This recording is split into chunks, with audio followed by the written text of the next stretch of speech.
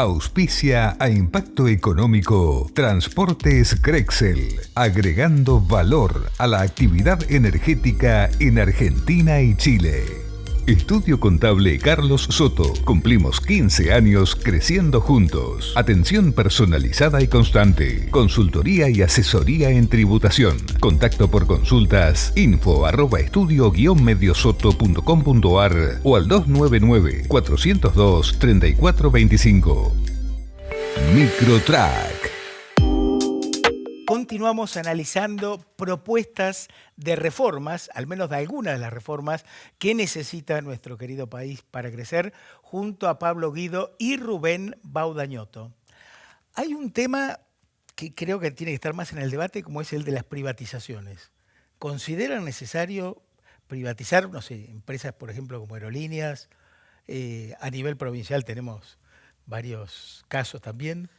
Las empresas, creo que el año pasado, las empresas públicas nacionales tuvieron un déficit de 4.000 millones de dólares. Estamos hablando de un poco menos del 1% del PBI, 0,7. Es mucho. Es un nivel de... A ver, porque acá el problema es que nos estamos dando lujos de ricos cuando somos un país con la mitad de la población o casi por debajo de la línea de pobreza. Claro. ¿Sí?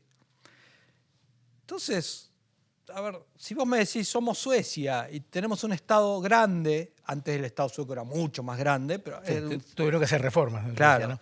Pero con un nivel de productividad de la economía que puede financiar estos lujos, digámoslo así. La economía argentina, la sociedad argentina no puede darse estos lujos. Entonces, todo lo que se pueda privatizar ipso facto, yo creo que hay que hacerlo. Aerolíneas Argentinas es una caja negra que cuesta muy caro, no conecta a la Argentina, porque que los pasajes estén en los niveles para trasladarse 1.000 kilómetros, porque este es un territorio enorme, está dando la pauta que no es una empresa eficiente. Pierde plata y además cuasi monopólica, ¿no? Tenemos un mercado concentrado. En este tipo de territorio, como es la Argentina, que creo que es el 8º territorio en términos de superficie del mundo, está claro que pueden ingresar muchas más empresas. Y en cierta forma en la década del 90 sucedió algo parecido, ¿no? Que hubo una apertura. Bueno, el gobierno de Macri, con todo lo que se le puede criticar por la falta de reformas, pero eso funcionó, ¿no? La apertura, mayor cantidad de vuelos. Y hay otras empresas que habrá que cerrar. Claro. Imagínate Yacimientos Río Turbio. Bueno. Sí, Rubén, tu opinión. Yo creo que podemos decir las privatizaciones, el déficit, generan déficit. Los subsidios a la energía, los subsidios al consumo de la energía son mucho más que los subsidios a la AUH. Discutamos esas cosas, pero si no, encontremos un denominador común, que es cuál es la causa del atraso. Pablo lo ubicó en términos económicos en un sector público sobredimensionado, en una presión tributaria. Para mí es que Argentina desde hace 50 años, 60 años ha perdido un proyecto social liderado por la educación. Hoy hay un estudio del Banco Mundial de hace 5 años, está comprobado que ni los recursos naturales ni la industria son los que generan riqueza. La riqueza se genera a partir del recurso humano. ¿Sí? La Japón, ¿sí, no? Es una mirada economicista de la educación y sí. ¿Sí? Bueno, pero yo no digo, vaca muerta, sí hay que sacar los recursos, hay que extraerlos, pero al servicio de que el trigo, o sea, la pampa húmeda, hay que explotarla. Pero eso nos va a convertir en un país desarrollado, próspero. Desde mi perspectiva, no. Desde mi perspectiva, la inversión tiene que estar en educación. Hoy por hoy, medido en este estudio de la riqueza mundial, ¿cuánto dirían ustedes que explica el recurso natural, el agro, vaca muerta? Le daría un porcentaje bajo. El 9%. La industria, un 22%.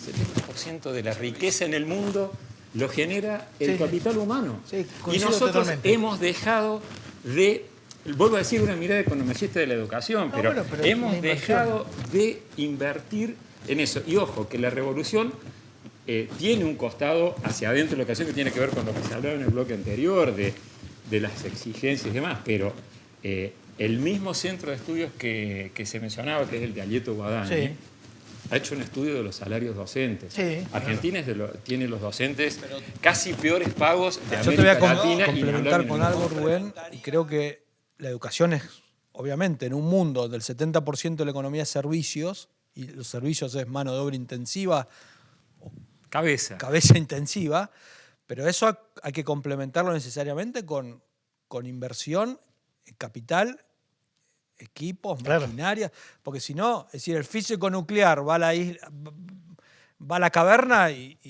no puede hacer nada. Necesitas el apoyo logístico exacto. del... Entonces- Seguro, pero sabemos que ha trascendido la formación y el recurso humano, la importancia del recurso natural. Sí, claro. ¿Sí? Y la importancia de la industria también, porque hoy por hoy la generación de riqueza a partir de lo que hoy son economías de plataforma y demás, se genera riqueza por sí misma. No es ficticia, es como vos decís, hay que tener inversión en máquina, pero, o sea, en maquinaria, en lo que llamamos capital físico. Pero yo creo que,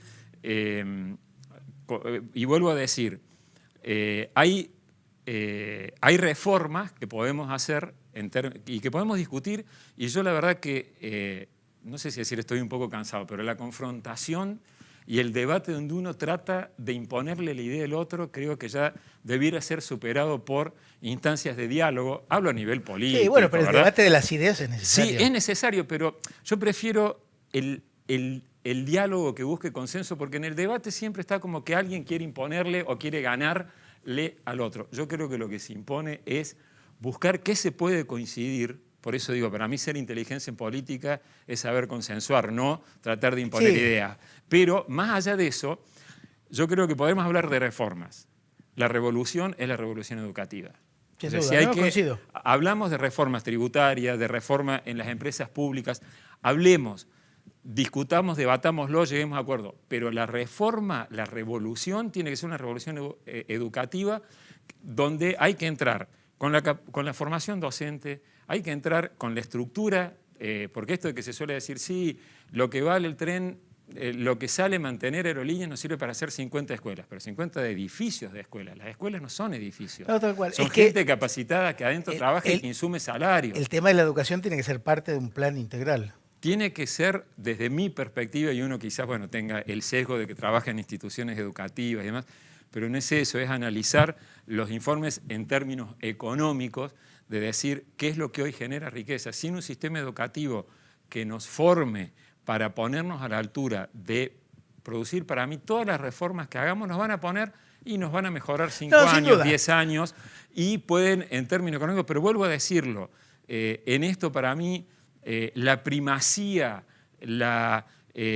prioridad. La búsqueda de la razón, de que yo tengo razón y que mis ideas son las que hay que imponer, porque nos llevó a momentos históricos espantosos. Porque, a ver, hay dos polos, y hay un libro de Alperín Dongui que habla de la lenta o la no sé cuánto decadencia del peronismo, que habla de cómo hay dos polos que se autoimpugnan y que buscaban aniquilarse.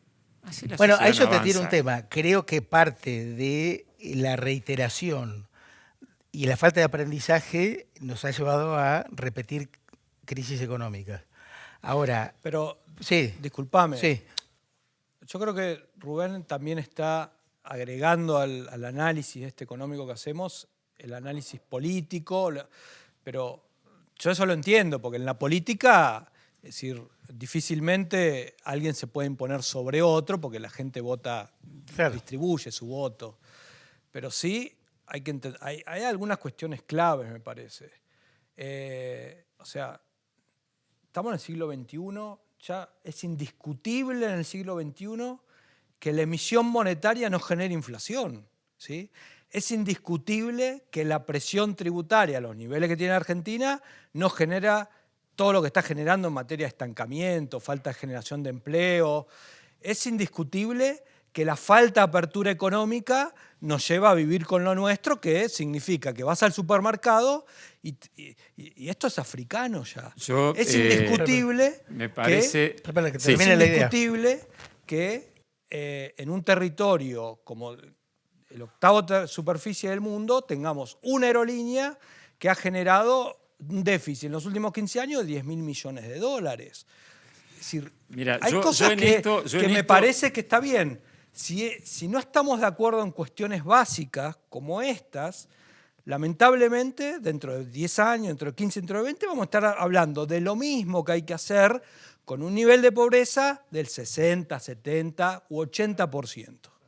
Sí, yo dos cosas. A mí me parece que el ya plantear que hay cosas que son indiscutibles, para mí cierra la puerta a lo que estoy diciendo, a tratar de buscar consenso. Porque si hay que aceptar determinados parámetros que son indiscutibles, cierra la puerta a la discusión de una forma que para mí obtura la búsqueda de soluciones. Eso como Tema, Rubén, que apreciación. hay realidades. Sí, no, pero Más allá las de las realidades, opiniones. las realidades se interpretan desde cada persona y desde cada teoría y desde cada ideología. Entonces, cuando uno plantea la indiscutibilidad de algo, porque yo te puedo decir, por ejemplo, inflación, o la base monetaria creció entre 2011 y 2021, creció un 550%. La inflación creció un 750%.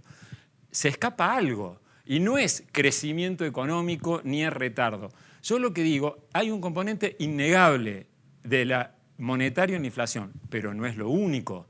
Hoy los modelos econométricos te están hablando de que las expectativas, según el nivel de la inflación, tienen una ponderación muy fuerte en la explicación de la inflación. Entonces, a lo que voy es esto. ¿Podemos sentarnos a discutir la inflación en base a decir, ¿hay algo más que la emisión que le impacta? Porque si la perspectiva es indiscutible, y no hay posibilidad de hablar, Bueno, Pablo. O sea, pero está bien, si el pero tema es sí. el Estado es indiscutible, cuando las cosas se plantean desde lo indiscutible, No, pero, para mí se cierran puertas Rubén, a estamos buscar hablando soluciones. de un país que de 1935 a 2021 el promedio de inflación anual es del 55%. Los países han derrotado la inflación cuando lo encararon desde el punto de vista monetario. Esto de buscar cucos, fantasmas en los formadores de precios, los monopolios. Yo no digo que la inflación no sea un problema, y la inflación es un problema gravísimo. Lo que podemos diferir es en cuáles son las causas. Y no niego que haya un componente monetario. Ahora, si no se puede discutir otra cosa que no sea lo monetario, y no estoy hablando de que la emisión sea la solución para financiar el Estado, yo creo que ahí es donde se obtura la posibilidad del consenso y la posibilidad de la salida, porque no se van a encontrar salidas en tanto y en cuanto el camino se quiera trazar aniquilando el argumento y aniquilando el razonamiento del opuesto. No la veo por ahí, Pablo, y lo digo con absoluto respeto. Yo tengo mucho respeto por tu formación, por los enfoques, porque es más, creo que cuando son honestos es hasta legítimo, pero el deslegitimar desde no pasó nunca en ningún lugar del mundo, es indiscutible, son formas que para mí no ayudan a la construcción de un diálogo que busque soluciones en común. Está bien. Y lo voy diciendo por un tema de que estamos en rojo con el tiempo. Estamos en déficit. Pero quizás, Rubén, vos estás hablando ya a nivel de toma de decisiones políticas donde hay que llegar a consensos. Yo lo estoy analizando desde el punto de vista profesional, económico, y a mí me parece que la inflación en un país como la Argentina y en el resto del mundo tiene un componente monetario indiscutible. La oferta monetaria por un lado, y vos hablabas de las expectativas, lo cual estoy de acuerdo, que te van conformando lo que es la otra parte, que es la demanda de dinero. Yo lo explico por esos dos lados. Ahora, vos me decís, bueno, los monopolios, los grupos concentrados, estoy de acuerdo, pero eso ya estamos hablando de niveles de precios. Hay precios en la Argentina, hay 5 sectores, Rubén, por ejemplo. Perdón, Pablo, concreto. Juguetes, calzados, vestimenta electrónicos que tienen niveles de precio doble, triple que el resto del mundo. Pero eso no es un tema de inflación, es un tema de estructura de costos, claro, y de protección y de arancelamiento y demás. Exacto.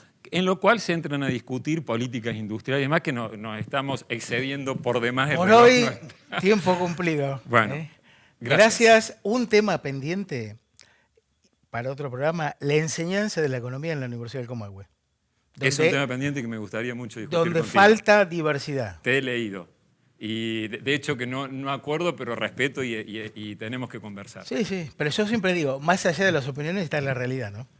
Pero pero la realidad, Pablo y Daniel, la realidad la captamos de acuerdo a nuestra historia, a nuestra ideología, a nuestra formación. Lo de que la realidad es una sola, casi que ni en las ciencias duras se dice. Está bien, pero yo te tiro una realidad. Hoy por hoy la epistemología casi que no nos permite a quienes hacemos ciencia hablar de que la realidad es una. Yo te tiro una realidad. En la Universidad del Comahue no hay un profesor a cargo de una cátedra con un enfoque pro mercado. Esa es una realidad. Pero la seguimos en otro programa. Lo seguimos en otro programa y con gusto. No me va a quedar tiempo para mi cuarto bloque. Gracias a ambos de nuevo. Siempre enriquecedor el debate de ideas. Pausa y último bloque. Auspicia a Impacto Económico Río Neuquén, Distrito Industrial, el primer parque industrial privado de Vaca Muerta. Y hoy tenemos una forestación alrededor de 550 hectáreas. Esto en realidad no lo hago para mí, no, lo hago para la comunidad, lo hago para la familia, para mejorar el medio ambiente, ¿verdad?